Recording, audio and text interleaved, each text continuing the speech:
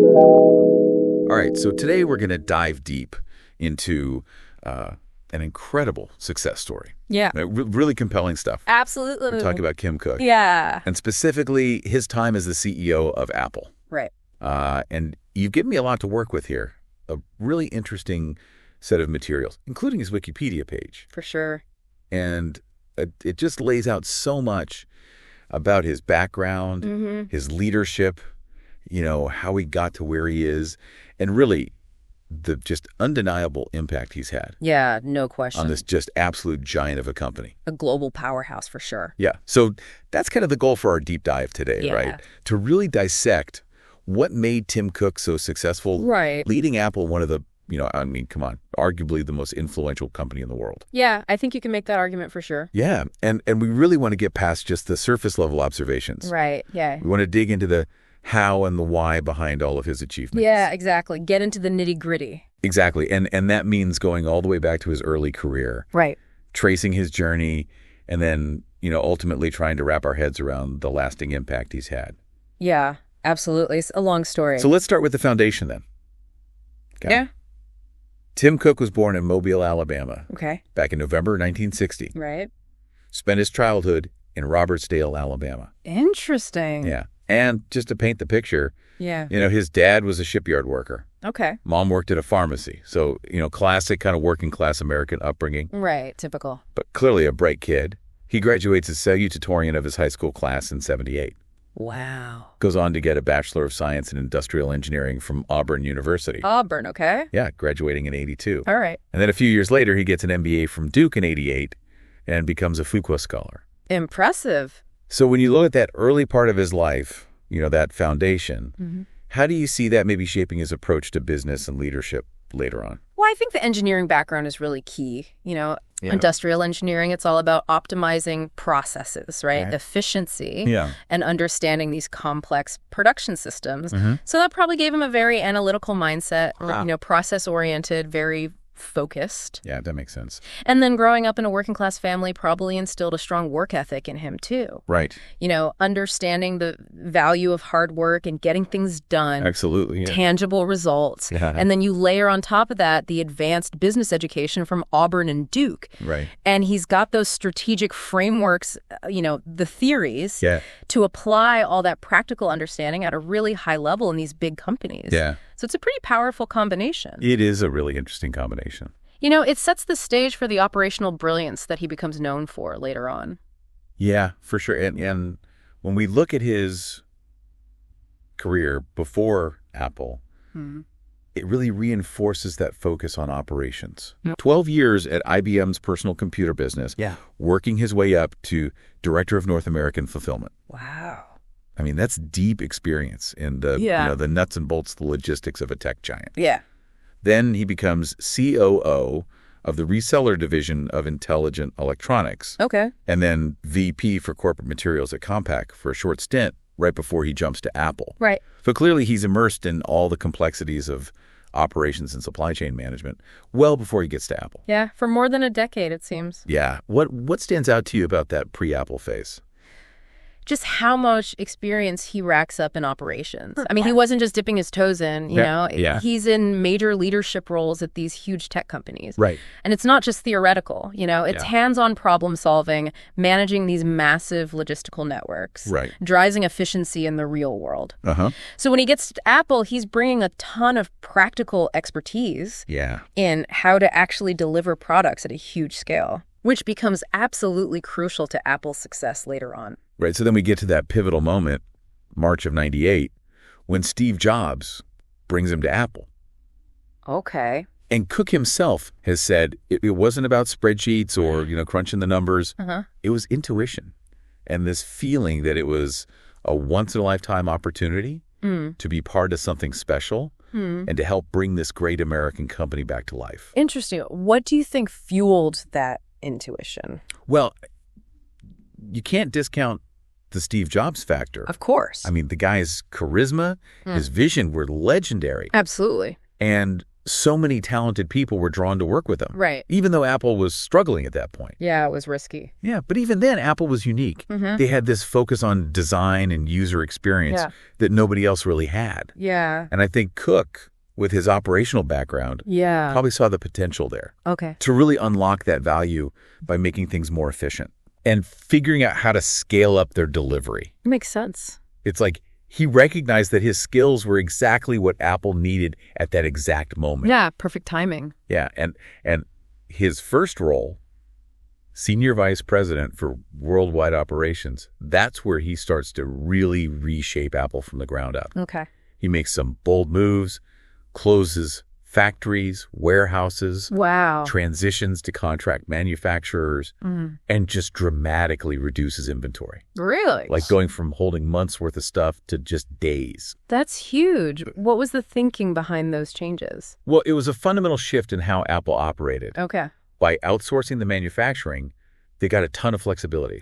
They could ramp production up or down really quickly based on demand. Right. Without having to invest a ton of money in their own plants. Makes sense. And by working with these specialized contract manufacturers, they were tapping into expertise that was already out there and driving down their costs. Smart. The reduction in inventory was massive too. Because holding on to all that inventory ties up so much money. Yeah. And you're exposed to risk, like things becoming obsolete or prices changing. Right. But by moving to a just-in-time model, Cook basically made Apple way more financially agile. Okay. And less vulnerable to those kinds of risks. Interesting. And it wasn't just about saving money either. Okay. He also made some really strategic long-term investments. Like what? Well, for example, the commitment to flash memory starting around 2005. Flash memory. Yeah, and you have to think about the implications for products like the iPod Nano, the iPhone, the iPad. Right. Those all relied on flash memory. Exactly. Securing the supply of that component was huge. So it was about more than just getting a good price then. Yeah, it was about creating a real advantage over their competitors. Sure. By investing early and building strong relationships with suppliers. Yeah. Apple locked in access to the best technology. And they knew they'd have a steady supply in a market that was changing really fast. That's smart. So when they launched the iPhone, they weren't scrambling for parts or having to compromise on quality. So he was thinking ahead. Yeah. And you contrast that with companies like Hewlett-Packard, who were reportedly having to use leftover rejected iPad parts. Wow. And you see how brilliant Cook's approach to the supply chain really was. Yeah, that's a big difference. So it wasn't just about efficiency. It was about enabling innovation and making sure their products were the best. Right. So it's strategic. Exactly. And this all leads to those huge profit margins that Apple starts to see. Right. It wasn't just about saving money. It was the foundation for their success. Yeah, the operational side was essential for their products to take off. Exactly. Right. And because of his impact in those early years, he gets promoted to lead operations in January of 2007. Okay. And then in 2009, he steps in as CEO while Steve Jobs is on medical leave. Right. So we're starting to see his leadership potential at the top. Yeah. And then again in 2011, he's running the day-to-day operations while Jobs focuses on the big picture stuff. It almost seems like a gradual transition, a way of building trust and experience. Yeah, it does seem that way. It shows how much Jobs trusted him. Right. He wasn't just an operations guy. He was being groomed for something bigger. Yeah, he's being prepared. And the fact that he kept things running smoothly while Jobs was out proved that he could handle the top job. Right, he had the skills. And it probably gave both Jobs and the board confidence that he could be the successor. Makes sense. Then comes August 24, 2011, a huge turning point. Tim Cook officially becomes CEO when Steve Jobs stays down. Wow. And just 6 weeks later, Jobs passes away. Oh, wow. So stepping into those shoes, under those circumstances, I mean, Jobs was such an icon. Yeah. It must have been an incredibly daunting challenge. Absolutely. I can't even imagine. I mean, Jobs wasn't just a co-founder. He was Apple. Right. He embodied their innovation, and he was the face of the company. Uh-huh. So Cook inherits this massive company. Yeah. But also this enormous legacy and these huge expectations. Right. And the whole world's watching. Yeah, it's a lot of pressure. It is. And we see this in the Forbes article, right? Yeah. They talk about how Jobs and Cook worked together to save Apple. Right. And grew the revenue like crazy. Yeah. So Cook's inheriting a company that's on the rise. Uh-huh. But there's still this immense pressure to keep it going. Right. And to do it in his own way. Yeah, and his leadership style is definitely different from Jobs. Okay, how so? Well, he moves away from that intense micromanagement style that Jobs was known for. Right. And creates a more collaborative and inclusive culture. Interesting. There are some big changes to the executive team in October 2012. Okay. Scott Forstall leaves after the launch of Apple Maps. Right. That was a bit of a disaster. Yeah. And John Browett is dismissed. Okay. And Forstall's responsibilities get divided up among Joni Ive, Craig Federighi, Eddie Q, and Bob Mansfield. So a lot of shuffling around. Yeah. And at the same time, Apple's growth is slowing down a bit. So there's probably some urgency to shake things up and maybe bring in some fresh perspectives. Makes sense. And there are different opinions out there about whether Forstall could have been CEO. Really? Yeah. So it's a big moment, this transition in leadership. Yeah, absolutely. A fork in the road. Yeah, and Cook also becomes more vocal on broader issues. Like what? Well, in 2014, he challenges shareholders on sustainability and climate change. Interesting. And then in 2016, he meets with Chinese government officials after Apple's online stores get shut down there. Okay, so he's engaging with the outside world more. Yeah, he's more willing to get involved in those societal and political conversations. Yeah, it's a shift from Steve Jobs' style for sure. Right. Jobs had his influence, but Cook takes a much more public stance. He's talking about social issues, environmental issues, even political stuff. Okay. And when he talks to those shareholders about climate change, it shows that he's committed to corporate responsibility. All right. It's not just about profits. And then you see him dealing with these complex geopolitical situations like in China. Yeah. And it highlights how the role of a CEO is changing. Okay. They're expected to engage with the world. Yeah, they can't just stay in their bubble. Exactly. And when you look at Apple's financial performance under Cook, right, it's pretty amazing. How so? Between 2011 and 2020, their revenue and profit doubles. Wow. And their market value goes from $348 billion to $1.9 trillion.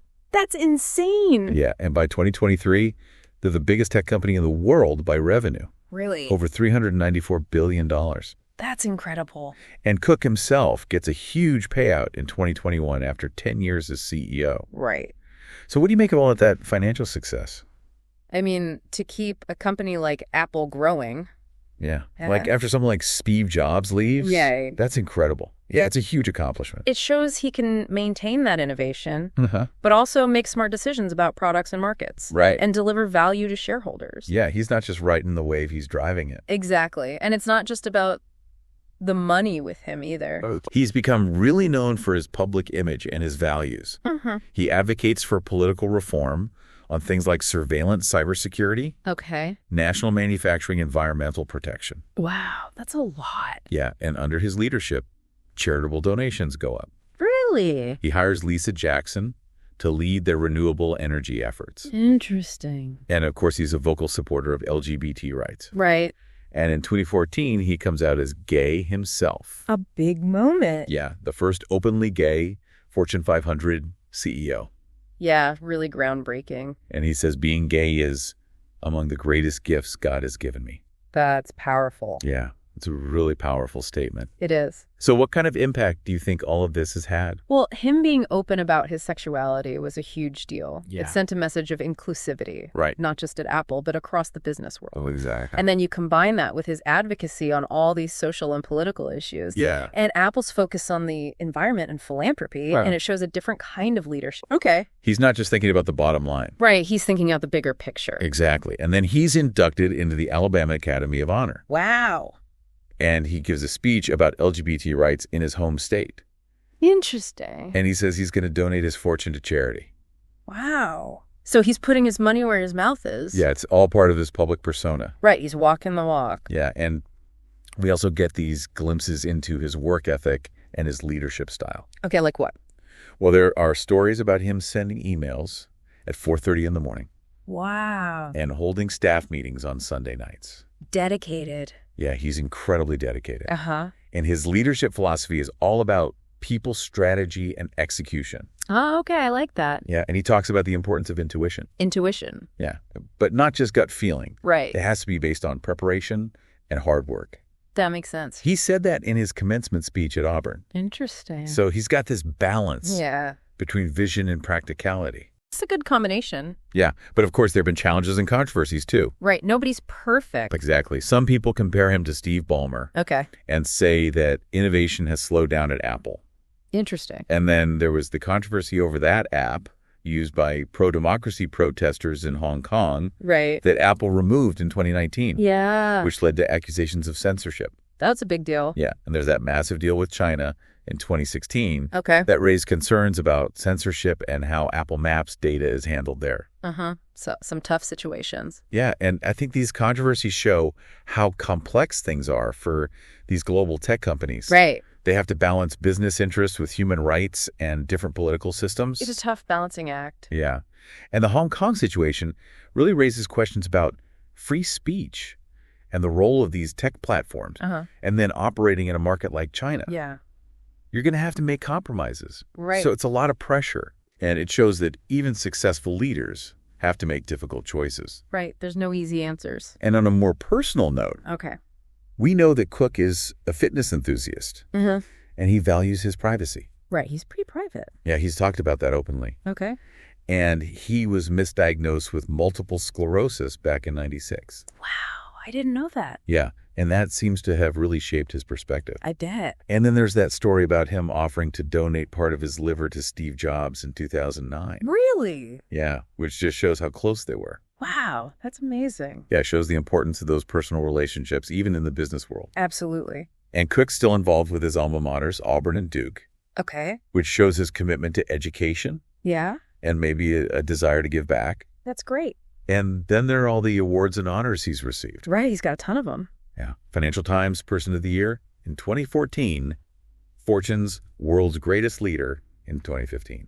Honorary doctorate from the University of Glasgow. Okay. Honorary master's degree from the University of Naples Federico II. Impressive. I mean, the list goes on and on. So what do you think all those awards mean? I think they show that he's had a real impact. Yeah. He's respected by people all over the world. Right. For his leadership, his vision, and the changes he's made. It's validation of his success. And his legacy. Yeah. And as we wrap up this deep dive into Tim Cook's success, it's clear that his story is complex. Yeah. He's got this incredible operational expertise. Right. He led Apple after Steve Jobs while still creating his own style.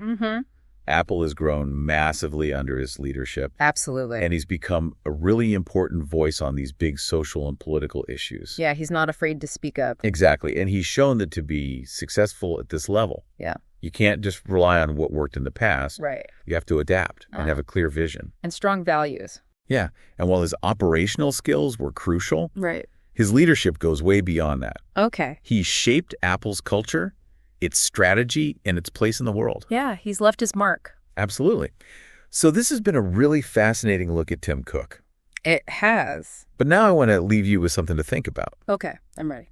What do you think has been the most important factor in his success? And what challenges do you think he'll face in the future? That's a good question. Yeah, can Apple keep innovating? Right. Can they stay on top operationally? How will they deal with the changing political and economic landscape? Yeah, there's a lot to consider. There's a lot to consider. Thanks for taking us on this deep dive. Absolutely.